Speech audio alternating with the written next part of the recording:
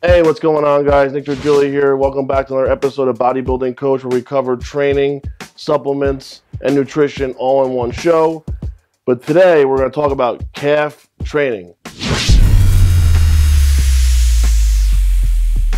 It's the number one body part I get asked about. How do I get it bigger? I don't want skinny calves, man. How do I get cows as calves? Come on, bro, help me. What do I do?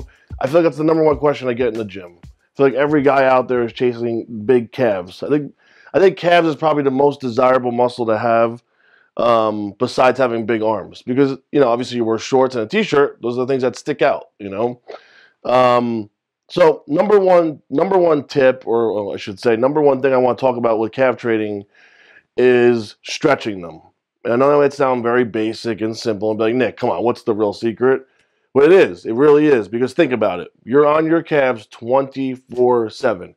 As soon as you step out of that bed, you go brush your teeth, you go shower, you get ready, you get changed, you go cook breakfast, you are on your calves. They never get any relief. So the first thing I do before calf training is obviously make sure they're warm. If I'm not, if I'm sitting stagnant or sitting in the car for a while, whatever, when I get to the gym, warm up a little bit, get a little bit of blood in there, maybe on a treadmill or something, or bike or whatever, get blood in there. Then stretch them out really, really, really good.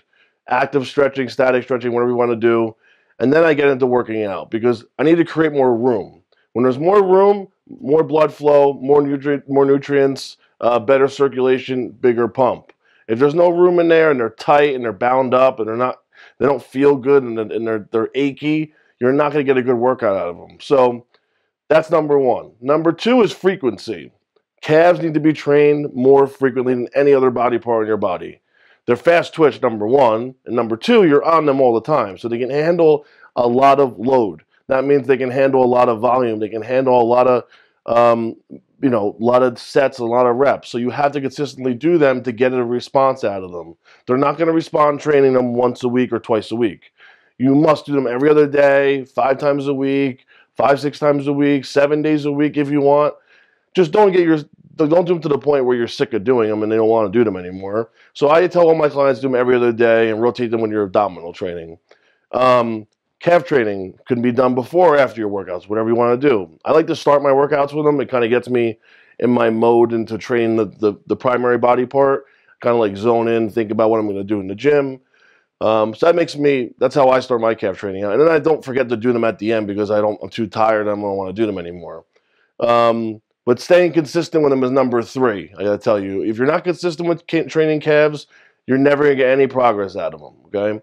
Number 4, yes, they are genetics. Okay, genetics do matter in having calves, but attachments also matter. So you can have genetically good calves, but if your attachment is very high on your calf, then obviously you're gonna have a problem there too. So I think attachments is actually more important than actually having good genetics, because you can outwork genetics with your calves. I know that sounds hard for some people to understand, but I promise you, if you stick to what I tell you, your calves will grow. The attachment matters. So when I say attachment, some people are like, well, what does that mean? So look at your bicep, for example. Some people's biceps attach here, they end. Okay, when I say attachment, is where it ends. Some people's biceps attach here and here, so it's a long bicep. Some people have short biceps. So when you go like this, you can see where your attachment goes. Same with your calf. Some people have, you have your foot, right? And then you have your Achilles tendon, and it goes into your calf muscle. Some people don't have a calf muscle till like up here because it attaches very high. Some people's calf muscles attach very low, right above their Achilles tendon, so they have a full calf. That makes a big difference on whether or not you have good-looking legs or not, below the shorts. Most men's calves attach pretty high. You rarely see them low. Like, I have really low calves because I was a runner, and that's probably why I have really low calves, and also my genetics, obviously, number 2.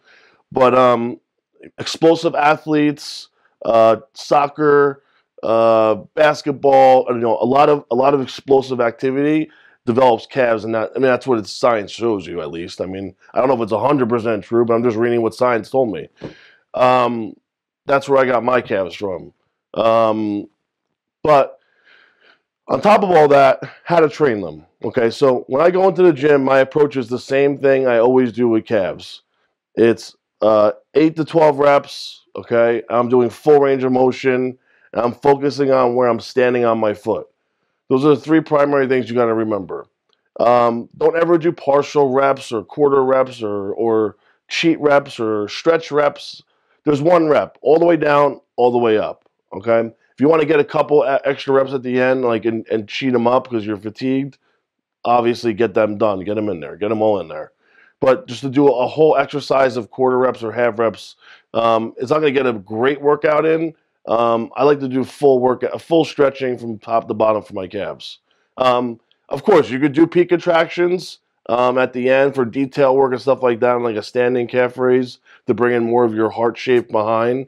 But overall development, I would stick with full range of motion.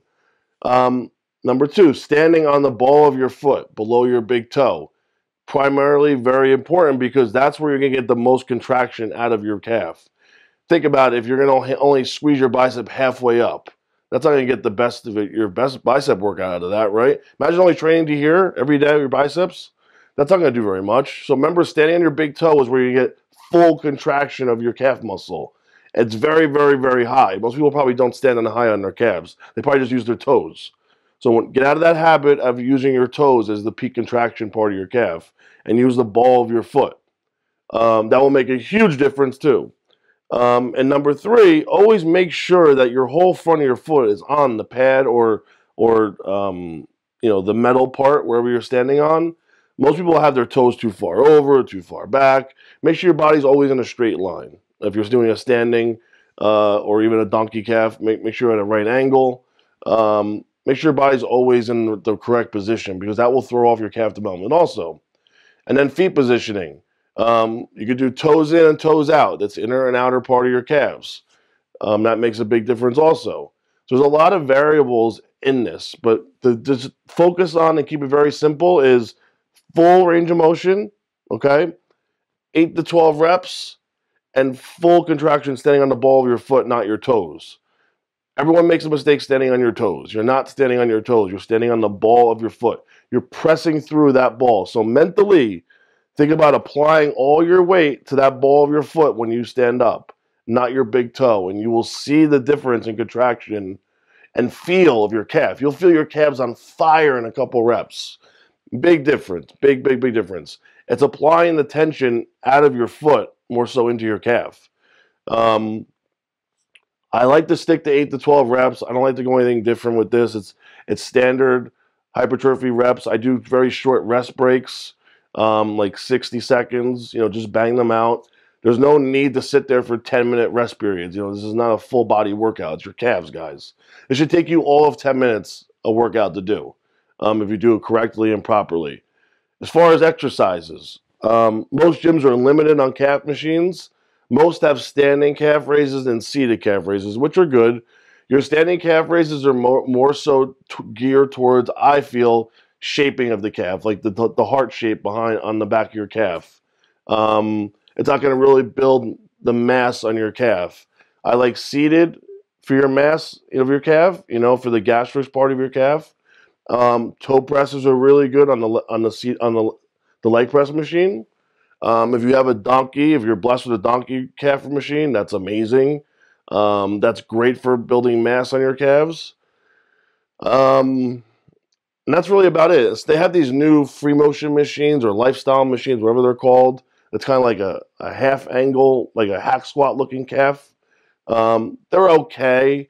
I really don't like the angle. If you have a parallel leg press, those are really good for toe presses too for calves.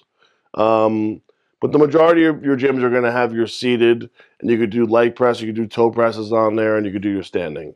I usually put the standing at the end. It's more of a shaping exercise. It's not going to really build a big calf doing standing calf raises. It's not going to contribute to that.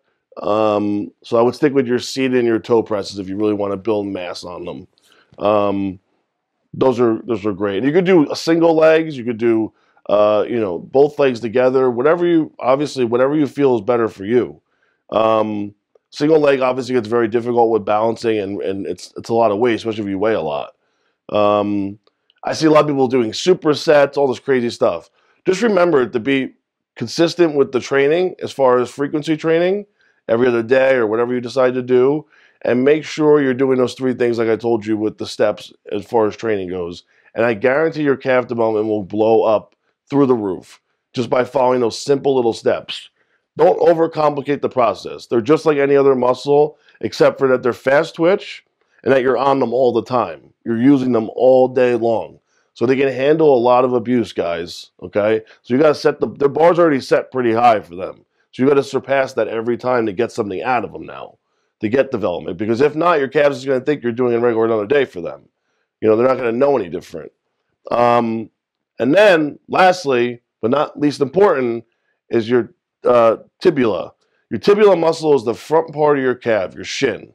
Most people do not train this muscle, okay? And I didn't either for most of my career until I started getting really bad shin splints walking around because I was so heavy and the gastrus part of my calf was so dominant and was pulling so hard on my front of my calf, my shin splints were like needles, pins and needles.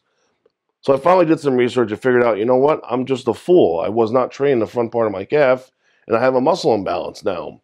So you literally can just take your foot and flex it back and just do repetitions all day long with it and train your tibula. It's such a small little muscle. You don't need to do a lot for it. Don't strain it.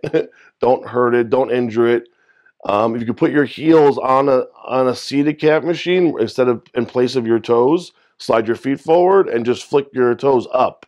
You could train your tibula that way, or you just literally sit on a bench and put a band around a little box they use for box jumps and just squeeze your toes up in the air and get your tibula trained. Do not neglect them. At least train them a couple times a week. Don't do them every day because that's just over the top.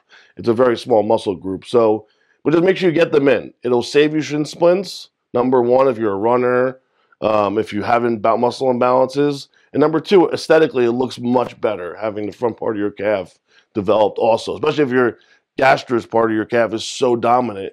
You want to have a little bit of front part of your calf. And that's it, guys. That's calf training 101 in 10 minutes. I can go into more details for you, but I ran out of time today. But if you guys want anything chatted on here, you can always email us at info@generationiron.com. Make sure you like and subscribe us at generationiron.com. And if you want to follow me, go to Nick World Class on Instagram. And thanks a lot again for listening, guys. It's Nick Trigili. I'm signing out.